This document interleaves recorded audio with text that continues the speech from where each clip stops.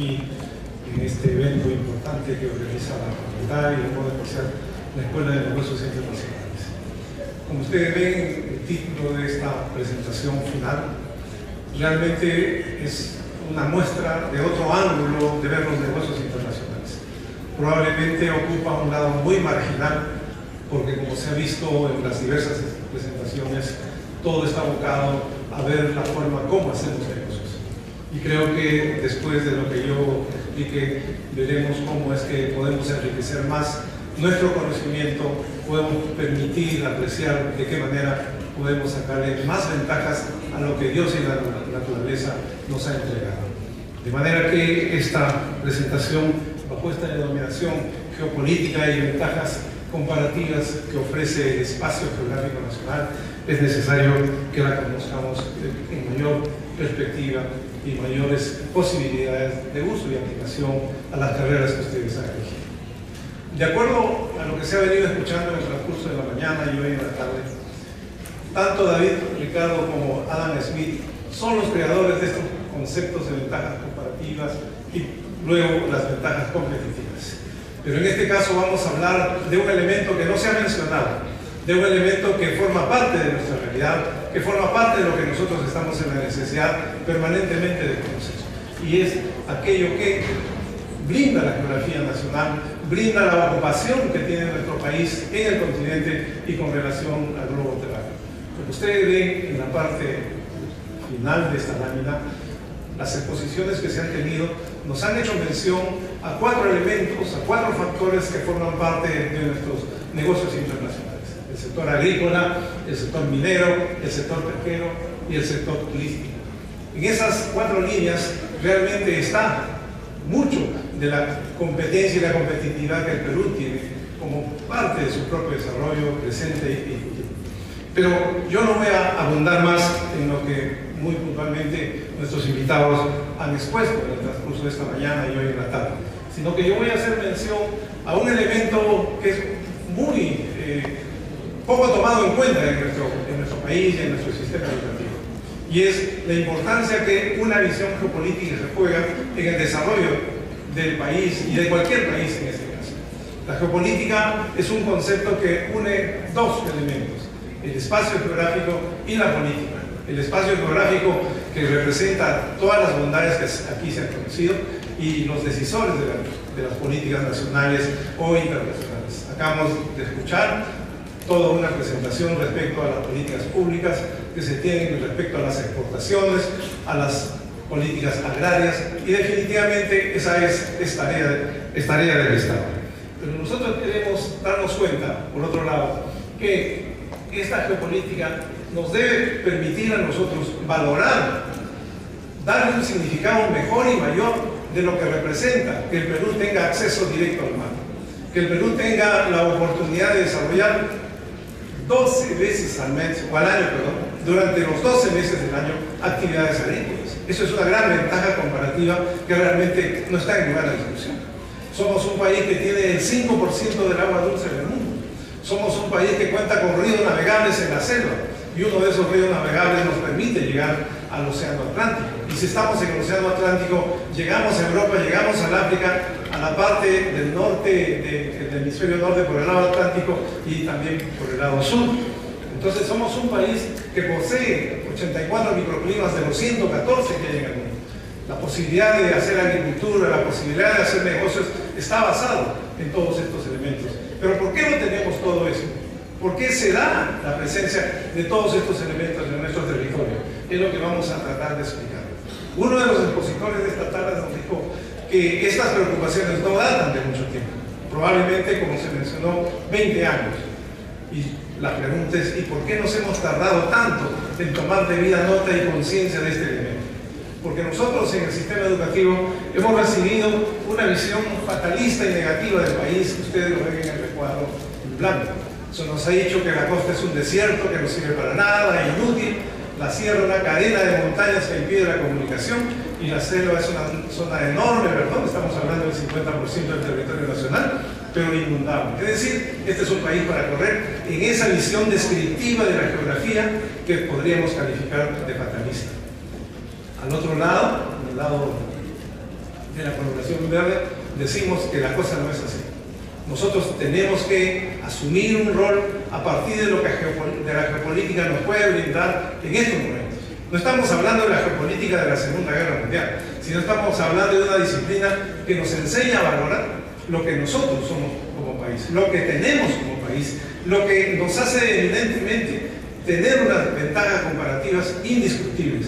Y entonces, desde esa perspectiva, tenemos que darle valor y significado a las características que tiene el territorio nacional, a reconocer lo que significa tener 3.080 kilómetros de acceso al Océano Pacífico.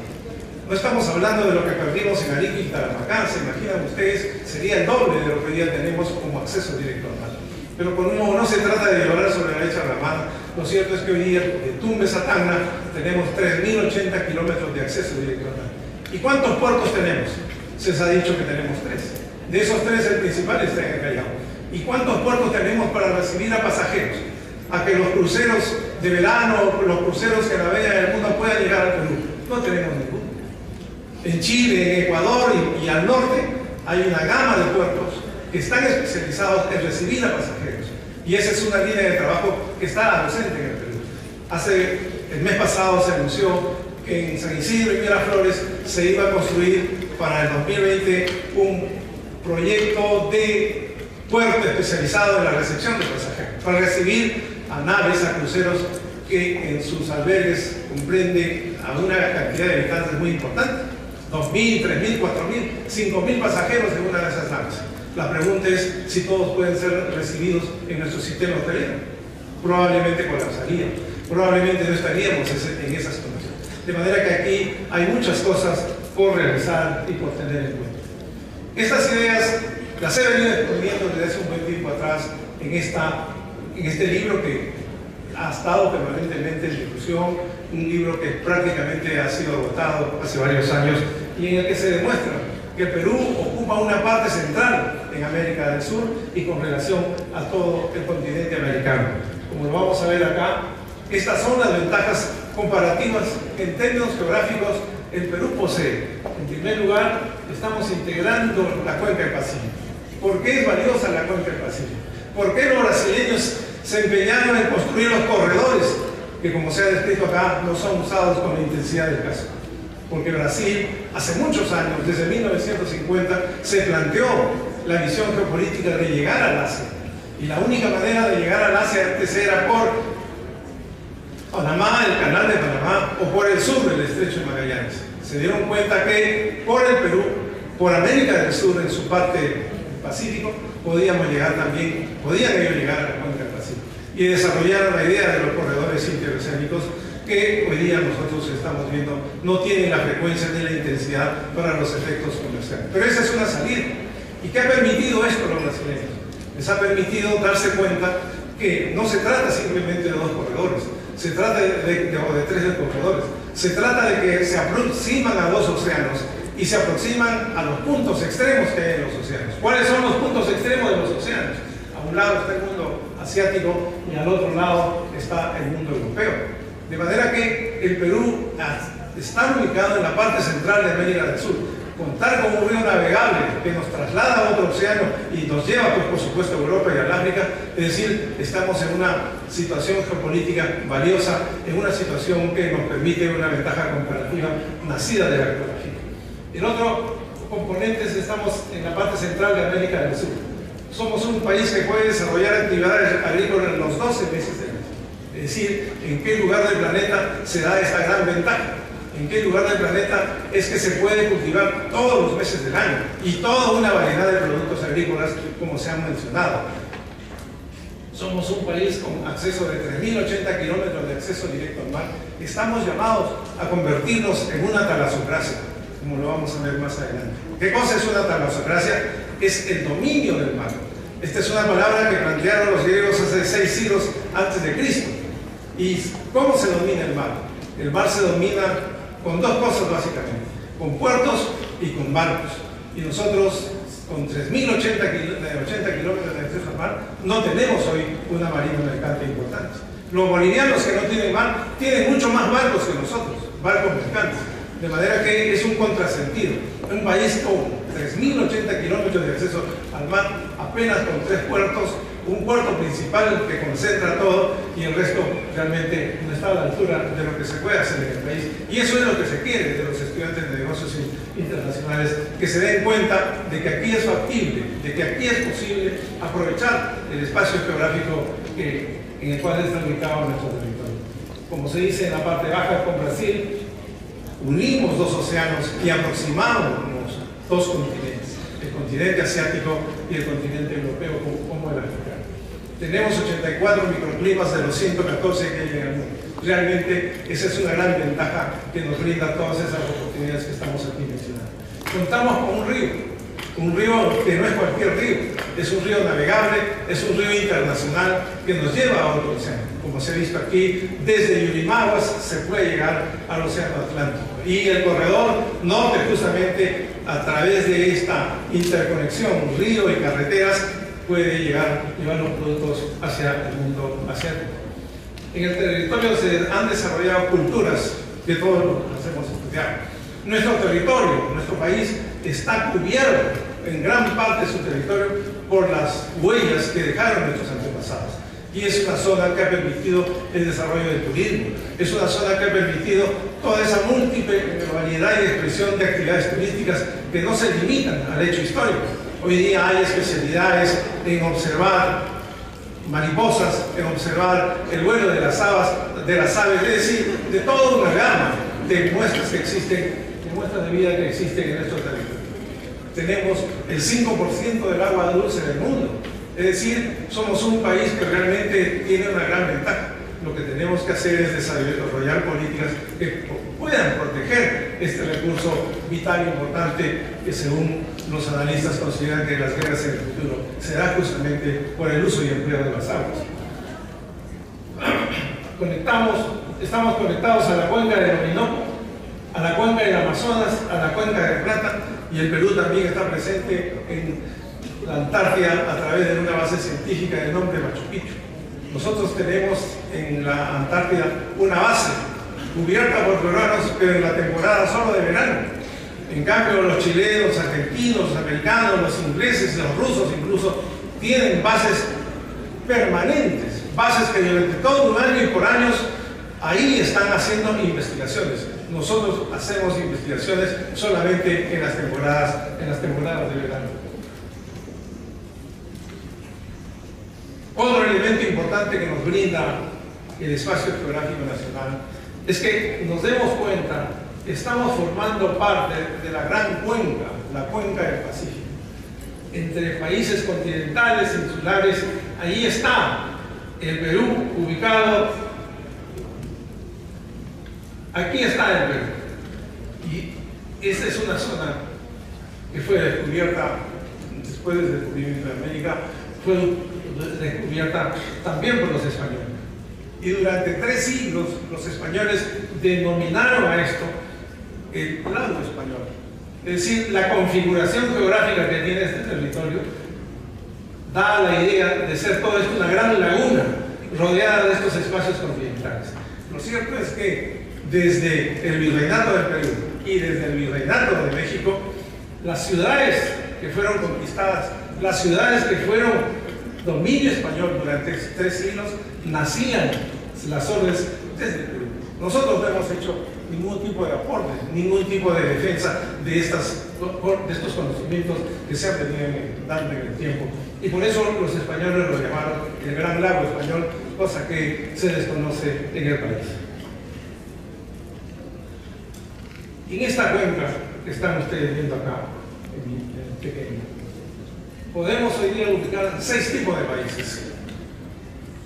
Los altamente industrializados, que han sido mencionados aquí, a los que se dedican las actividades de exportación, los países industriales de grandes recursos como Canadá, Nueva Zelanda y Australia, los países asiáticos de reciente industrialización como Corea del Sur, Taiwán, Hong Kong y Singapur, los nuevos países exportadores, que ya hay una gama: Tailandia, Brunei, Filipinas, Malasia, Indonesia, Camboya, Laos, Malasia, Myanmar, Singapur, Tailandia y Vietnam. Y está en coloración roja países latinoamericanos con extensos litorales como los que tiene el Perú desde 3080, pero de poca importancia. prácticamente no tenemos un rol importante y significativo en toda esa actividad intensa que se da en este grupo de países.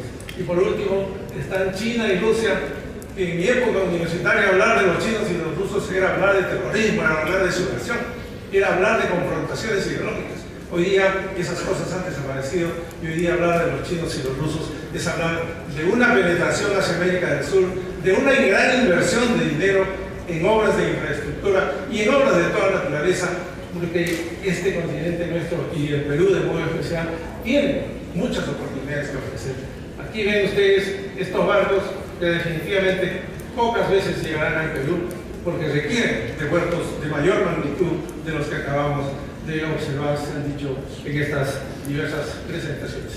En la última figura del lado derecho vemos un barco especializado en el traslado de personas, de pasajeros que requieren de infraestructura hotelera muy importante. ¿Se imaginan ustedes un barco de estos trayendo miles de pasajeros y bajando desde Tumbes y cruzando costa, sierra y selva para que conozcan todo el territorio nacional y luego fueran llevados al Cusco para luego llegar a sus destinos? Realmente sería un boleto muy importante, muy significativo, lo cual requiere de una infraestructura muy importante. Ese que está servido, el que está servido. Ayúdanos a servir.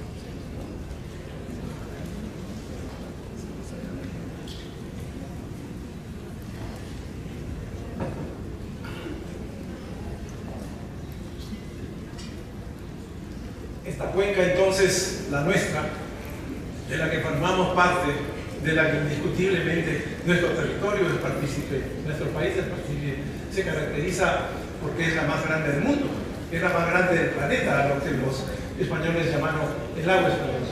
Está conformada por 40 países entre continentales e insulares. Su comercio exterior representa el 48%, donde los ingresos per cápita oscilan entre $5.000 y $55.000. Posee un porcentaje muy importante de reservas mundiales comprobadas de petróleo. De los 20 puertos más grandes del mundo, 15 se encuentran en el Asia, ¿no? Y eso indica del constante intercambio de productos. Más del 90% de la población de los países en desarrollo son alfabetizados. La cuenca del Pacífico cubre un área de 40 millones de kilómetros cuadrados y la cuenca se produce casi la mitad de la riqueza y se genera más del 45% de las exportaciones. Es decir, es una cuenca significativa de la cual nosotros formamos parte. ¿Se imaginan ustedes cuando en el colegio nos decían que el Perú por el oeste limita con el Océano Pacífico? Justamente nos estaban diciendo que no pertenecíamos a ella. Y si no pertenecemos a ella, ¿por qué tenemos que preocuparnos? Por eso es que se ha tardado tanto tiempo, se ha tardado muchos años en percatarnos que las cosas no son así.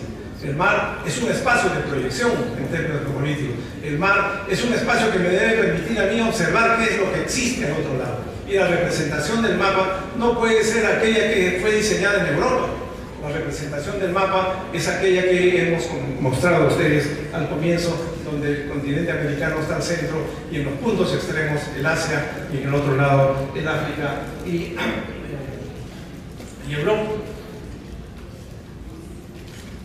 ¿Qué hay en esta cuenca? ¿Qué hay en un territorio como el nuestro? De modo especial en este. ¿Por qué esas 4 líneas que he mostrado al comienzo, agricultura, minería, pesquería y turismo, existen y tienen la posibilidad de desarrollar todo lo que ustedes están estudiando y todo lo que ustedes han escuchado en las diversas presentaciones? Primero, la presencia de aguas frías. Desde el sur del continente, ¿no?, viene una corriente fría que hemos denominado la corriente de Humboldt. Esa corriente permite la vida de peces de aguas frías y en el fondo del océano surgen nutrientes que dan los alimentos necesarios y por eso es que el plancton es el atractivo de estos peces. Y cuando viene la corriente del Niño y calienta el mar, ¿qué es lo que ocurre? ¿Se van los peces? No, vienen otras especies de aguas más calientes, de manera que ese mar siempre está presente con los nuevos peces que van reemplazando a otros que por temporada se van porque el clima no les acomoda, porque la temperatura del mar los rechaza. En el Perú tenemos bosques secos ecuatoriales que han sido descritos acá, lomas costeras, desierto del Pacífico, puna en los Andes, bosques de neblina, bosques tropicales de la Amazonía, bosques secos interandinos. Todo eso hay en el Perú. ¿Pero por qué se da todo esto? Aparte de la presencia de la corriente peruana Humboldt, es porque aquí en nuestro territorio hay una gran cordillera que viene desde el sur del continente y termina en la parte norte, ¿no es cierto? Entonces, esas diversas alturas es lo que permite que haya varios microclimas. Esas diversas alturas permiten que aquí haya 84 microclimas de los 114 que hay en el planeta. De manera que esas son ventajas comparativas indiscutibles, inevitables, que nadie nos lo puede arrebatar, que nadie nos lo puede quitar. Ese es un elemento que tiene que ser considerado por ustedes en sus trabajos, en sus presentaciones. Otro elemento importante que se deriva de este hecho es lo siguiente: el mundo y su futuro y la posibilidad de la continuidad de la vida humana dependen de 17 países, como ustedes están observando acá. De 17 países que, si ellos no saben cuidar el patrimonio que han heredado, si ellos no saben cuidar toda la riqueza animal y vegetal que aquí existe, realmente va a caer sobre nosotros una gran responsabilidad, porque la humanidad no tendría formas de alimentarse.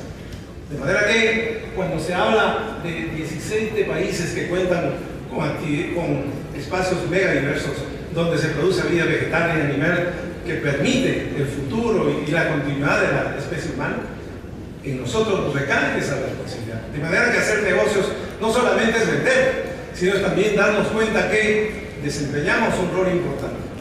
A mí se me ocurre que si Naciones Unidas dice que hay 17 países y uno de esos países es el Perú, yo debería de ver cómo defino una política que me permita cobrar a los países del planeta. Usted quiere alimentos, pues deme los dineros suficientes para yo proteger esos recursos que existen.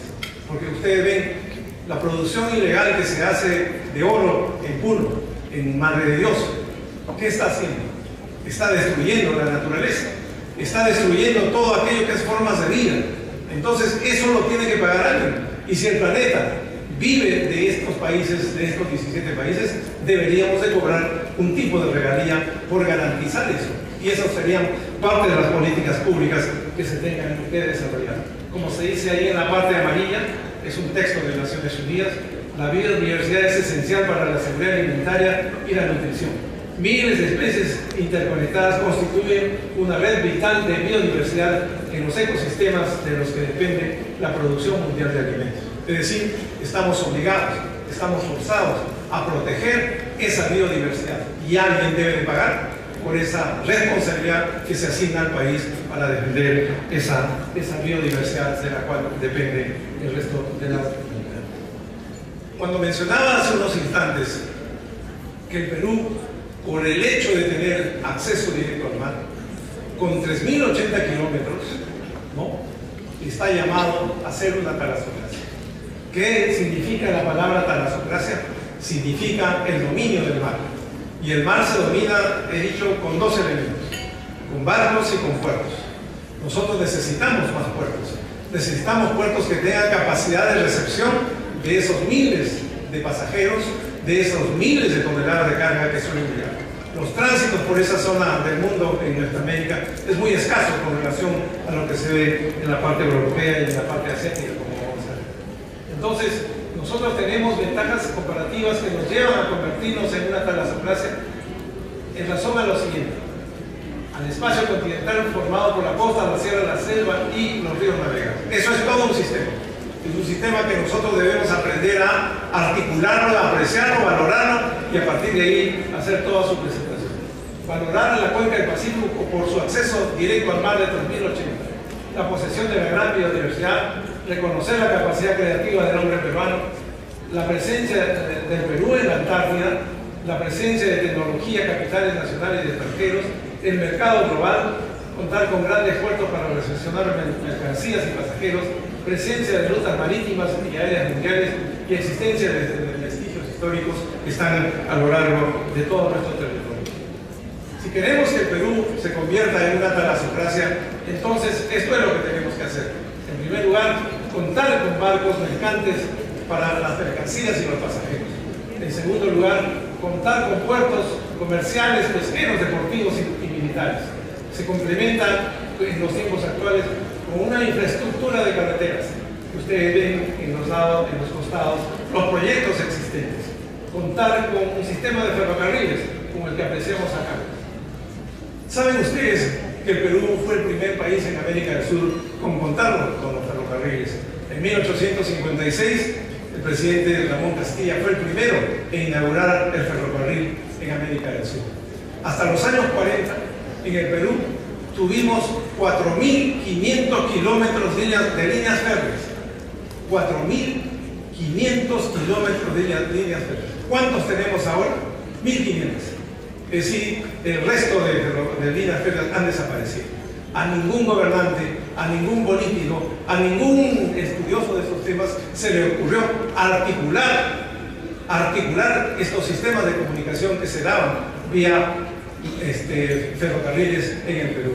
Y hoy día estamos pensando en nuevos proyectos que articulen no solamente el Perú, sino también América Latina.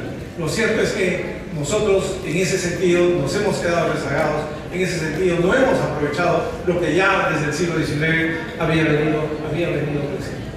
Articulación entonces de un sistema de ferrocarriles. Necesitamos depósitos de almacenamiento, como se han mencionado en las exposiciones anteriores, espacios logísticos para todo este tipo de actividades, aeropuertos y helipuertos, que no son los que contamos con la rigurosidad del caso. Habrán visto ustedes los problemas que se han tenido hace 15 días porque en el aeropuerto del Callao hubo una dificultad, ¿no? Y eso dice de las dificultades que hay en nuestro país para hacer frente a esto. Necesitamos hoteles y una capacidad de recepción de los pasajeros. Necesitamos transportes para los efectos de los cruceros y aprovechar pues todo el espacio geográfico e histórico que tenemos en nuestro país. Esto es un elemento importante que nos podría permitir en el mediano y largo plazo convertirnos en una talassocracia.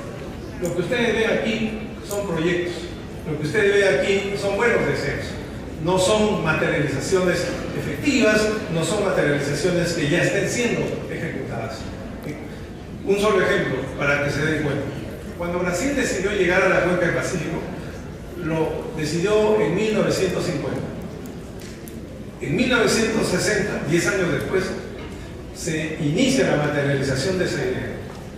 Y la capital de Brasil, que está en el Atlántico, es la trasladada al corazón de Brasil y se crea la ciudad política administrativa de Brasil. A partir de 1960 hasta los años 90 se iniciaron la construcción de carreteras hacia las 8 fronteras con las cuales limita Brasil. Hecha esa construcción en los años 90, al presidente Enrique Cardoso le dice: señor presidente, todas las carreteras están ya en las fronteras. ¿Qué falta hacer? Llegar al Pacífico. Y llegar al Pacífico significaba hacer los corredores interoceánicos que ustedes han visto, se han mencionado esta tarde. Mientras en los brasileños eso les tardó 10 años, a nosotros ¿cuántos años nos tardó en decidir que el Perú se regionalice? En 1930, dos líderes de ideas opuestas, uno Carlos Mariátegui y otro Ale de la Torre, plantearon que los problemas del Perú era el centralismo. Y propusieron en los años 30 que el Perú se regionalice, se debería de regionalizar. ¿Cuándo se materializa esa idea? Recién en 1980, cuando en la Constitución de 1979 se indica que el Perú se debe regionalizar. La Constitución entró en vigencia en 1980 y la Ley de Bases de la Regionalización recién fue aprobada en 1985.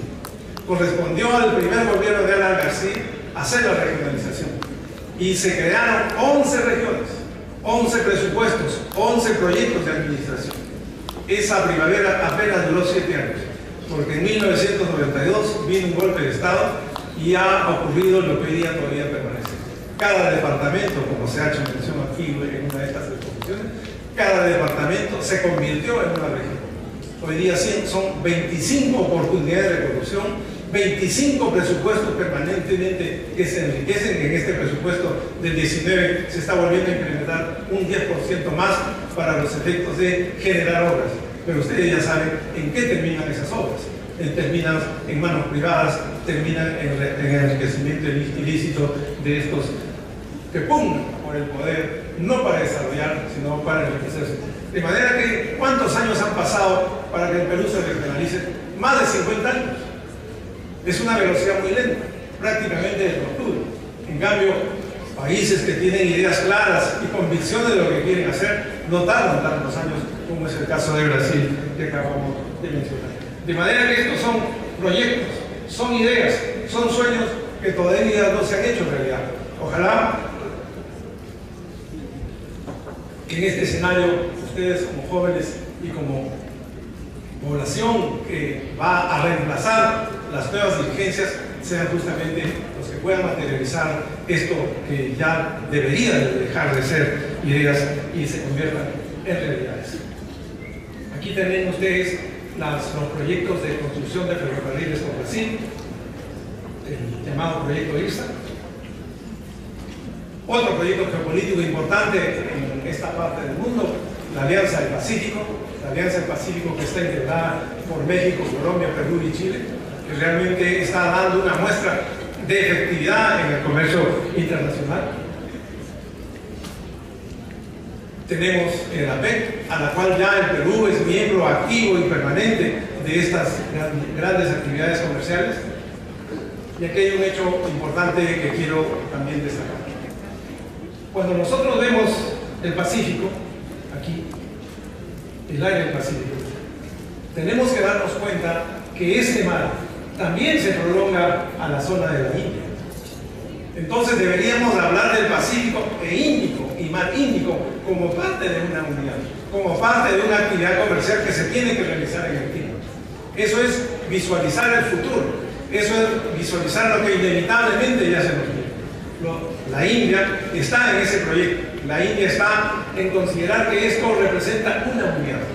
Ustedes se podrán dar cuenta, son personas, son académicos, son intelectuales, son estudiantes los que con una visión clara pueden darle un sentido distinto a lo que tradicionalmente se da. Y si nosotros tuvimos una visión fatalista, negativa del territorio, de una costa desértica, de una cadena de montañas que obstaculiza el desarrollo y de una zona inundable, pues plantear una visión geopolítica, ¿qué significa? Valorar lo que tenemos, reconocer lo que poseemos, establecer que es posible transformar el país y es posible ser un país del primer mundo, pero necesitamos un sistema educativo mucho más de calidad, necesitamos un sistema educativo que esté siempre presente a estos temas y aspectos que estamos mencionando esta tarde. Ya para terminar, les hago mención que estas representan las bases de una política aplicada a nuestro territorio en el que se sirve de soporte todos estos elementos que existen en nuestro territorio. La Amazonía, estamos hablando del 50% del territorio nacional, la bioceanidad a partir de un río que se proyecta al Océano Atlántico, la Antártida en la que está presente el Perú, las cuencas internacionales, la del Amazonas, la del Orinoco, la del Plata, el espacio aéreo y ultraterrestre, ¿no?, que también necesita ser trabajado, el mar, los 3.080 kilómetros y cuando menos las 200 millas marítimas en las cuales el Perú ejerce soberanía, los Andes, con todas esas diversidades de microclimas que nos proporcionan, además de los minerales que ahí existen. Y ustedes saben que hace 15 días se ha demostrado que acaba de ser descubierto el llamado oro blanco. El oro blanco es ahora el litio, un mineral que es necesario su uso para los automóviles eléctricos, para las computadoras, para los celulares, que cada vez está en más crecimiento. Y el Perú, haciendo el minero encontrado, dicen que es la primera potencia a la que se convertiría el Perú. La comparten Bolivia, Argentina y Chile. De esos tres países, el Perú aparentemente, o de acuerdo a las declaraciones, tiene, ¿no?, la mayor reserva de un mineral que es hoy día apetecible al mundo. De manera que cuando hablamos de estas cosas, y aplicamos estos componentes que ustedes ven aquí, las valoraciones que tenemos que hacer, los reconocimientos que tenemos que hacer como ventajas comparativas, están ahí presentes. Nadie nos lo podrá quitar, nadie nos lo podrá arrebatar, salvo que nosotros lo permitamos, salvo que nosotros consintamos que vengan otras empresas y se llenen lo nuestro y no asumamos una tarea muy positiva, una tarea muy de desarrollo nacional que nosotros necesitamos, y ustedes sean esa respuesta positiva para nuestro país. Entonces, todo lo que esta tarde a ustedes les han hablado está referido a todos esos elementos que tenemos en nuestro país. Y aquí en la parte baja de esta lámina está justamente la información del Diario del Comercio, donde dice: descubren 2 millones de toneladas de litio mercurio en la minería. Es decir, un recurso muy importante para el futuro de nuestro territorio.